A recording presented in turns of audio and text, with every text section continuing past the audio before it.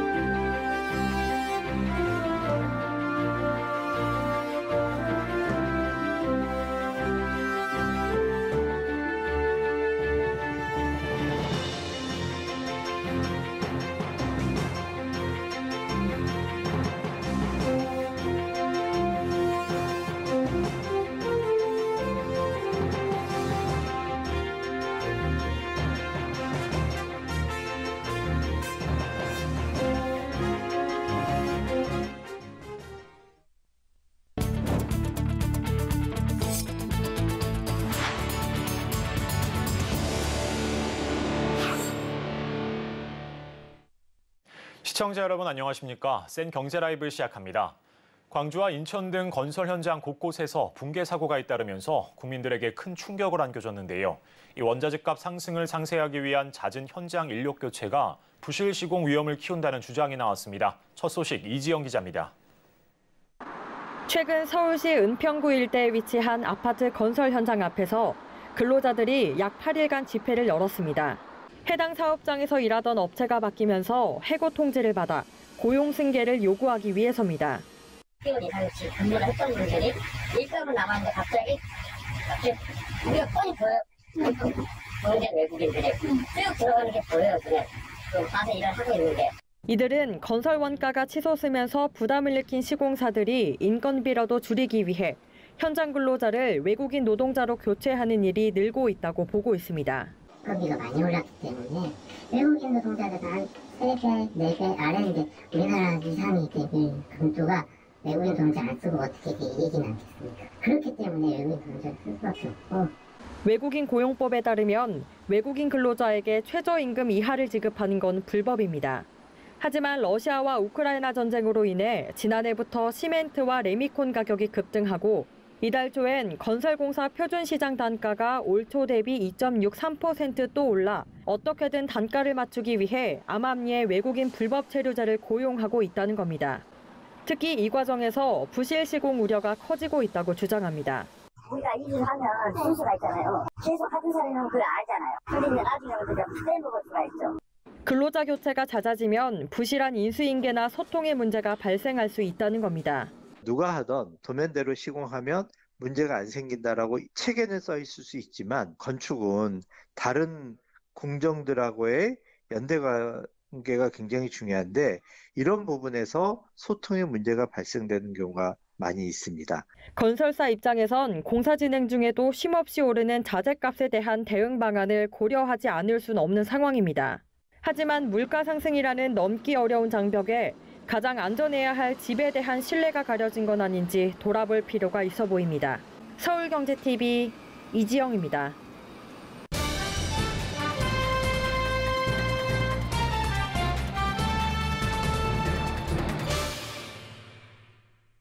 일부 선방이라는 평가도 있었지만 지난 1분기 건설사들의 성적표엔 주택시장 침체 여파가 고스란히 드러났는데요. 이 전방 산업이 흔들리자 건자재 업계 역시 울상을 짓고 있다고 합니다. 자세한 내용 서청석 기자와 얘기 나눠보겠습니다. 안녕하십니까? 안녕하세요. 예, 먼저 올해 1분기 건설사들 실적 어떻게 나왔습니까? 네, 부동산 침체가 길어지면서 대형 건설사들 상당수의 1분기 실적이 감소했는데요. 금융감독원 전자공시 시스템에 따르면 올 1분기 대형 건설사들의 영업이익은 일부 건설사를 제외하고 전년보다 감소했습니다. 네. 특히 DLENC는 전년 1,257억 원에서 올해 902억 원, 약 28% 감소했고요. 포스코 ENC는 1,177억 원에서 약 53% 감소한 551억 원, 대우건설 2,213억 원에서 1,767억 원, 약 20% 감소했고 롯데건설은 586억 원에서 433억 원으로 약 24% 줄었습니다. 네, 시공능력평가 상위 그룹에 속하는 이 건설사들의 영업이익이 작년보다 많이 줄어들었는데 이 대형 건설사들의 상황이 이렇다 보니까 중견 건설사들의 상황은 더 안 좋을 것 같은데 어떻습니까? 네, 말씀하신 것처럼 중견 건설사들의 상황도 좋지 않은데요. 네. 올해 1분기 중견 건설사들의 영업이익은 금호건설이 작년보다 65.9% 줄었고요. 태영건설 31.7%, 계룡건설 23.7%, 동부건설이 81.9% 각각 감소했습니다. 대형 건설사도 흔들리고 있는 상황에서 중견 건설사들의 타격은 더 큰 것으로 보입니다. 네, 부동산 침체 속에서 이 건설사들의 실적이 안 좋은 건 좀 당연한 얘기 같은데 다른 원인도 있습니까? 네, 건설사들의 실적 감소는 부동산 경기 침체와 함께 금리와 물가 상승, 또 공사 원가율이 급증한 여파로 보고 있는데요. 네. 때문에 국내 건설사들은 국내 주택 사업에 신중한 모습을 보이면서 수주 실적이 줄고 실제 착공에 들어가는 경우도 감소했습니다. 또 대한건설협회가 발간한 2023년 3월 국내 건설경제 동향 보고서에 따르면 올해 1분기 건설 수주액은 47조 5천억 원으로 지난해 1분기보다 9.8% 감소한 것으로 나타났습니다. 네, 마찬가지로 건설업과 떼어놓을 수 없는 건설자재 업계도 타격이 클 것 같은데 실제로 어떻습니까? 네, 부동산 침체 속에서 건설사들이 주택 사업에 편중됐던 포트폴리오를 다각화하면서 건자재 업계의 근심도 커지고 있는데요. 네. 신규 주택 공사가 줄면서 건자재 업계의 일감도 줄어들고 있기 때문입니다. KCC 글라스는 올해 1분기 영업이익이 작년보다 52.5% 감소했고 LX 하우시스는 영업이익은 크게 올랐지만 매출은 국내 시장의 부진으로 작년보다 2.4% 감소했습니다. 네. 건설 원자재 값이 오르고 부동산 침체로 인테리어 관련 수요가 줄면서 실적과 매출에 영향을 미치고 있는 모양새입니다. 이 부동산 침체가 건설업계에서 이 건자재 업계까지 번지고 있는데 앞으로 전망은 어떻게 보시나요? 네, 업계 전문가는 2월에서 3월 주택 거래량의 회복이 나타난 점은 굉장히 고무적이지만 급매물 소진 과정에서 나타난 일시적 현상일 수 있다면서 부동산 시황 회복을 단언하기에는 아직 이르다고 설명했습니다. 또 원자재 가격 하락이 일정 수준 수익성 회복 요인이 될 수는 있지만 한샘 등 건자재 기업 실적의 온전한 회복을 위해서는 부동산 거래량 정상화가 훨씬 더 중요해서 아직은 기다림이 필요한 상황이라고 설명했습니다. 네, 오늘은 부동산 침체에 따른 건설업계와 건자재 업계 현황까지 짚어봤습니다. 서청석 기자와 함께했습니다. 오늘 말씀 고맙습니다. 감사합니다.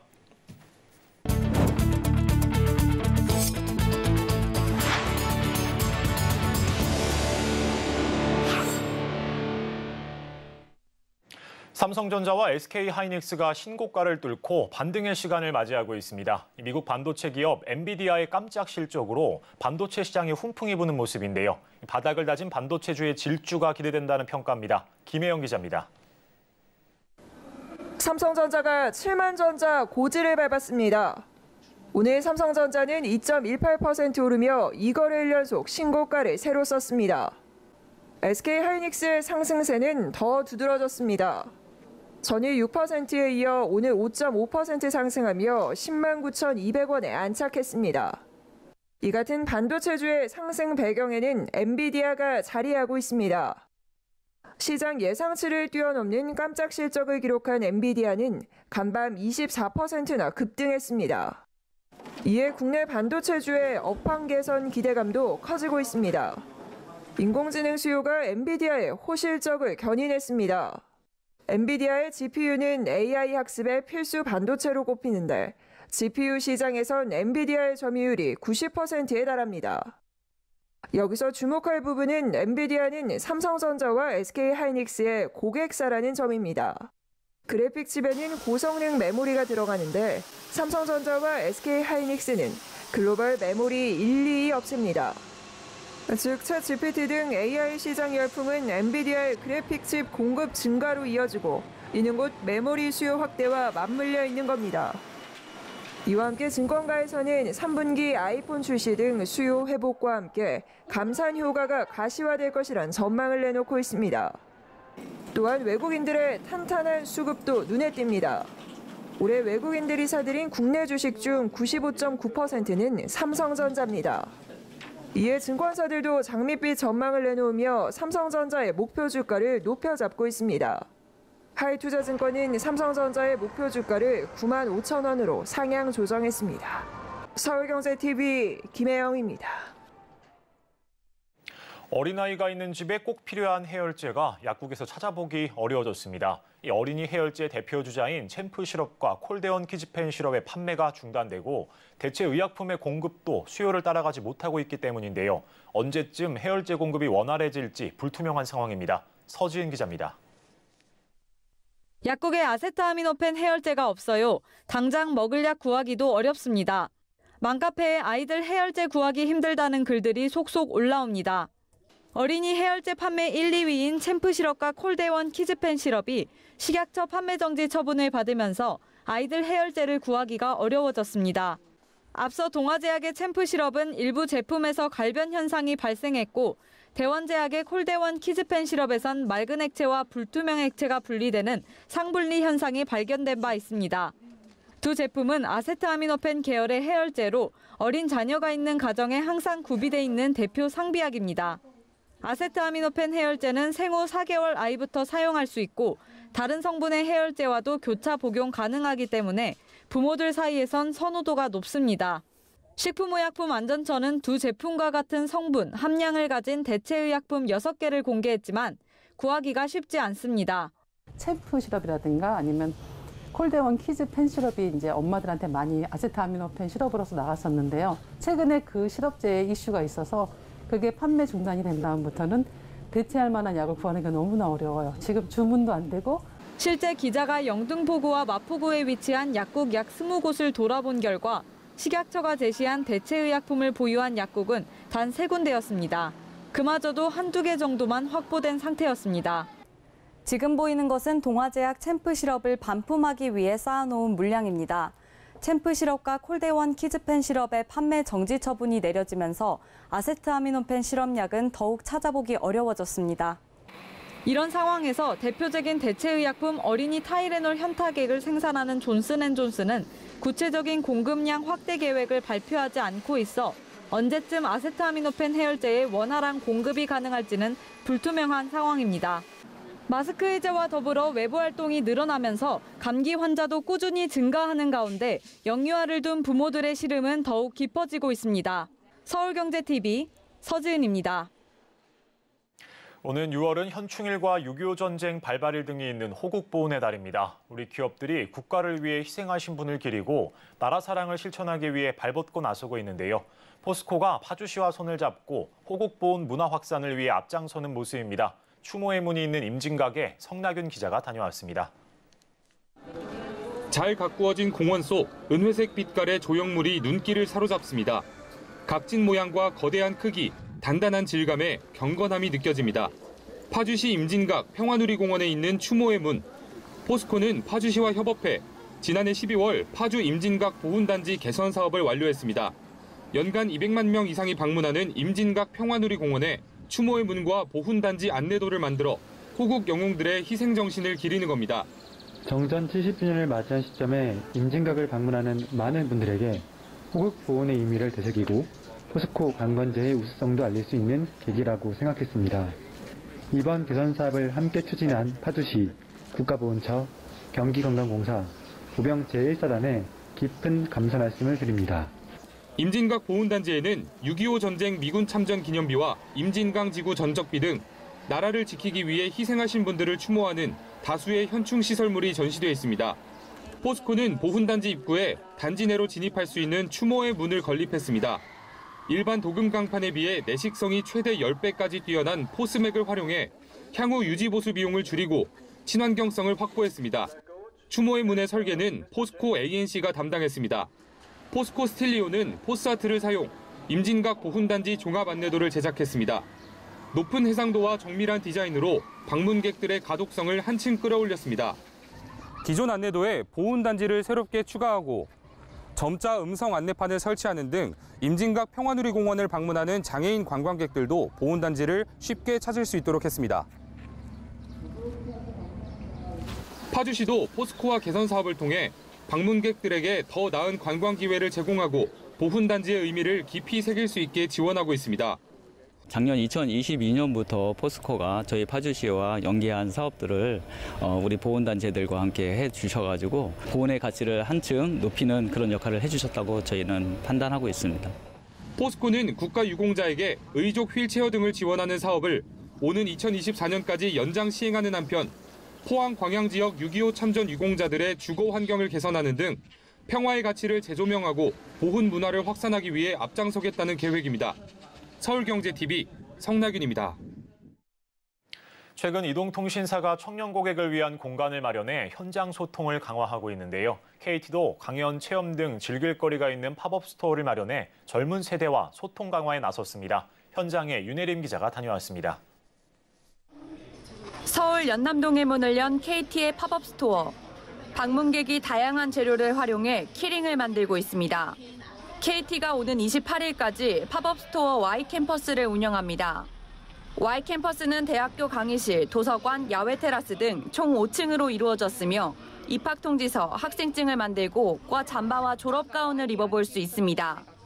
들어와 봤는데 대학교 컨셉으로 진행이 됐는데 제가 또 20학번 코로나 학번이에요. 대학 생활을 단기간 안에 되게 많이 즐길 수 있고 체험할 수 있다는 점에서 되게 인상적으로 다가왔습니다. 20대의 성장을 응원하겠다는 KT의 메시지를 담아 다양한 명사 강연과 체험 프로그램도 진행됩니다. 전공 강의 콘셉트로 이루어진 강연은 가수, 댄서, 코미디언 등 다양한 분야 명사들이 참여합니다. 교양 강의는 푸어링 아트 클래스, 레진 키링 클래스, 조향 클래스 등으로 구성됐습니다. 특히 KT는 20대의 눈높이를 맞추기 위해 대학생 마케팅 서포터즈 Y 퓨처리스트와 신진 아티스트 그룹 Y 아티스트가 함께 참여했다는 설명입니다. 20대의 취향과 관심사를 담아서 좀 고민을 했고 그를 반영한 서비스라던가 이런 혜택들을 하반기에도 좀 다양한 프로그램들로 좀 찾아뵈려고 합니다. KT는 다음 달 20대 고객에게 데이터 2배 혜택을 제공하는 Y덤 요금제를 내놓는 등 통신 혜택에도 집중하겠다는 계획입니다. 서울경제TV 윤혜림입니다. 때이른 더위가 찾아오며 빙가업계가 미소를 짓고 있습니다. 다가오는 올 여름이 평년보다 더울 것으로 예상되는 만큼 빙가업계는 브랜드 간 시너지 확대에 박차를 가하며 여름 시장을 정조준하고 있습니다. 이호진 기자입니다. 이달 중순 서울의 낮 최고 기온이 30도에 육박하는 등 5월임에도 평년보다 더운 날씨가 이어지고 있습니다. 여기에 더해 기상청이 3개월 기상 전망을 통해 올여름이 평년보다 더울 확률이 40%에 달할 것이라고 예상하며 빙과업계의 기대감이 커지고 있습니다. 빙과류 매출은 지난 2015년부터 지속적으로 감소해왔습니다. FIS 식품산업통계정보에 따르면 빙과 소매점 매출은 2015년 2조 원대를 돌파한 뒤 2021년 1조 3,500억 원대로 내려앉았습니다. 우선은 저출산으로 인해서 이제 아이스크림의 주 소비층은 어린 아이들인데 이제 어린 아이들이 많이 감소해서 시장 자체가 줄어드는 것도 있고요. 요새는 더우면 아이스 아메리카노 한 잔, 그래서 카페 가서 커피 한 잔 하는 문화가. 하지만 올해 때이른 더위가 찾아오고 마스크 착용 의무가 해제되며 아이스크림 매출이 다시금 성장세를 보이고 있습니다. CEO와 세븐일레븐은 이번 달 아이스크림 매출이 전월 동기 대비 30.8%와 40%, 전년 동기 대비 19.2%와 30% 신장했다고 밝혔습니다. 이에 현재 빙과업계를 양분하고 있는 롯데웰푸드와 빙그레는 여름 시장 공략에 한창인 상황입니다.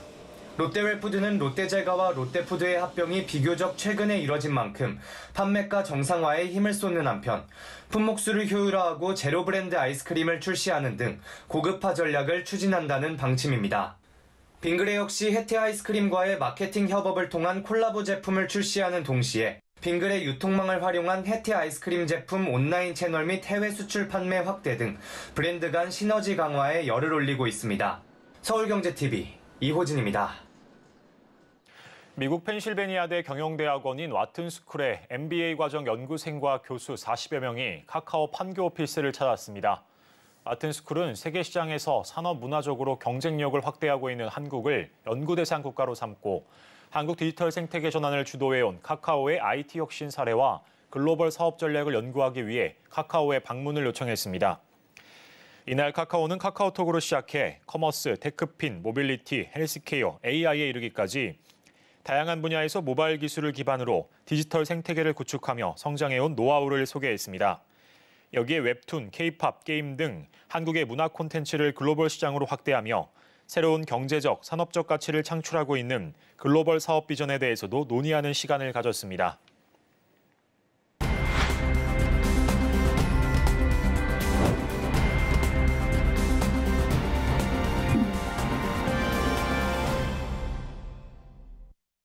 전통시장에서 충전식 카드 한 장으로 간편하게 결제하고 배송까지 맡길 수 있는 서비스가 있습니다. 우리가 흔히 아는 배달 플랫폼과는 다른 방식인데요.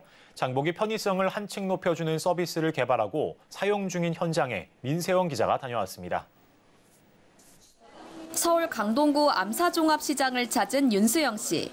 오늘도 저녁 요리를 고민하며 시장 이곳저곳을 둘러봅니다. 윤 씨는 정육점에서 고기를 고르고 주황색 카드를 꺼내듭니다. 이 카드로 결제한 후 배송을 부탁하니 주인은 영수증을 출력해 바로 비닐봉지에 붙입니다.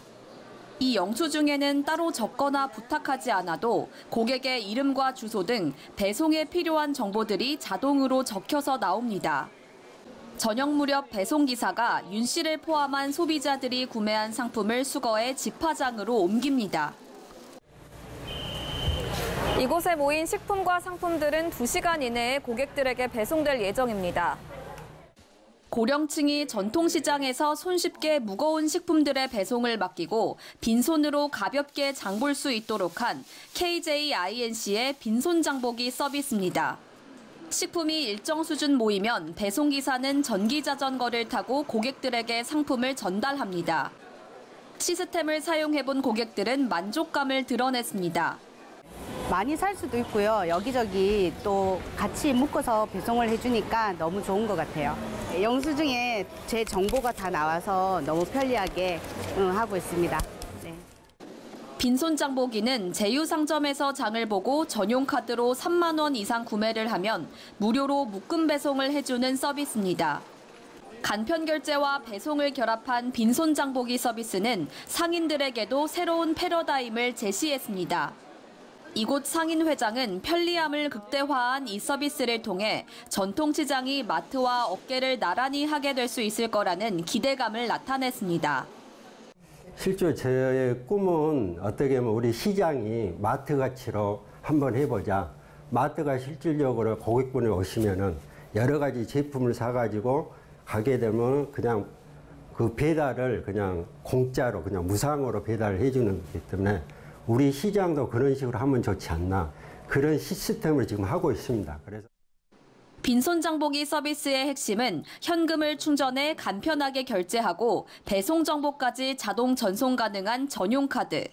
정국진 KJINC 대표는 전통시장의 주 고객층인 고령층의 장보기 편의성을 높이기 위한 방안을 고민하다 누구나 편리하게 사용하는 충전식 교통카드에서 아이디어를 얻었다고 사업 탄생 배경을 설명했습니다.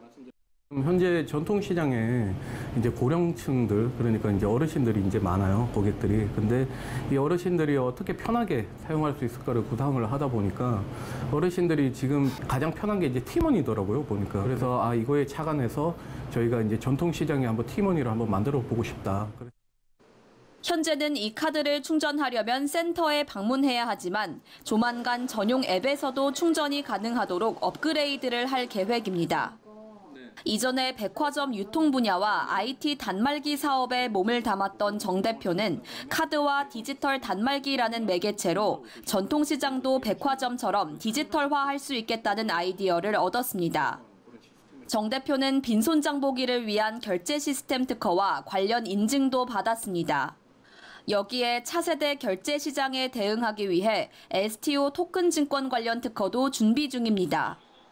전통시장 오프라인 결제 배송에 하나의 플랫폼 모델로 자리 잡겠다는 목표를 가진 빈손 장보기는 현재 암사 종합시장을 전진기지로 삼아 길동시장 등 연내로 입점처를 늘리겠다는 계획입니다. 오프라인 디지털화는 아직까지 지금 진행하는 곳이 없다고 저는 알고 있습니다. 그래서 저희가 지금 오프라인을 디지털화하는 데 중점을 두고 있고요. 저희가 지금 서울 쪽을 일단 중점적으로 하고요. 올해는 암사시장 다음으로 지금 길동시장 저희가 지금 진행을 준비를 하고 있습니다. 지방은 저희가 이제 내년쯤 해서 이제 전국적으로 좀 확장할 수 있는 방안을 좀 지금 마련하고 있습니다. 또 전통시장을 문화공간으로 발전시키기 위한 계획도 내놨습니다. 시장 내에 고객들이 구매한 음식을 함께 즐기고 빈손 장보기 카드도 충전할 수 있는 휴게 공간을 조성하기로 한 겁니다. 강동구청에서도 전통시장과 간편결제 등 디지털화를 결합해 시장을 한 단계 도약시킬 수 있는 이러한 플랫폼을 적극 환영하고 있습니다. 온라인 쇼핑이 전통시장에서도 활성화될 수 있도록 신생 기업들이나 또 좋은 그 프로그램이 있으면 저희가 적극 지원하려고 합니다. 그래서 각 시장의 특성에 맞춰서 디지털 전통시장 육성 사업과 그리고 문화관광형 시장 육성에 주력하고 있습니다. 전통시장을 문화관광형 시장으로 키우겠다는 구청의 계획과 맞물려 고령층 등 약자의 장보기 편의성이 한층 더 높아질 것으로 보입니다. 서울경제TV 민세원입니다. 과학기술정보통신부는 한국형 발사체 누리호에 실려 궤도에 오른 차세대 소형위성 2호와 지상국 사이의 쌍방향 교신이 성공적으로 이루어졌다고 밝혔습니다. 이로써 한국은 실용위성 자체 발사에 실제로 성공한 국가가 됐습니다. 현대차그룹이 미국 인플레이션 감축법에 대응해 LG에너지솔루션과 손잡고 5조 7천억 원을 투자해 미국 현지에 배터리 생산 공장을 짓습니다. 슈퍼태풍 마와르가 괌을 강타하며 현지에서 출발하거나 괌을 향하는 항공편이 줄줄이 결항된 가운데 대한항공이 운항편 취소 수수료를 면제키로 했습니다. 현지 공항이 폐쇄되고 양국을 오가는 항공편은 모두 취소된 상태로 활주로는 다음 달 1일까지 잠정 폐쇄됩니다. 금융감독원이 차명투자 의혹을 받는 존니 전 메리츠 자산운용 대표에게 직무정지와 총 10억여 원의 과징금 과태료를 부과하는 중징계 처분을 내렸습니다. 금융위는 금감원의 이번 처분을 참고해 최종 제재 수위를 결정할 예정입니다.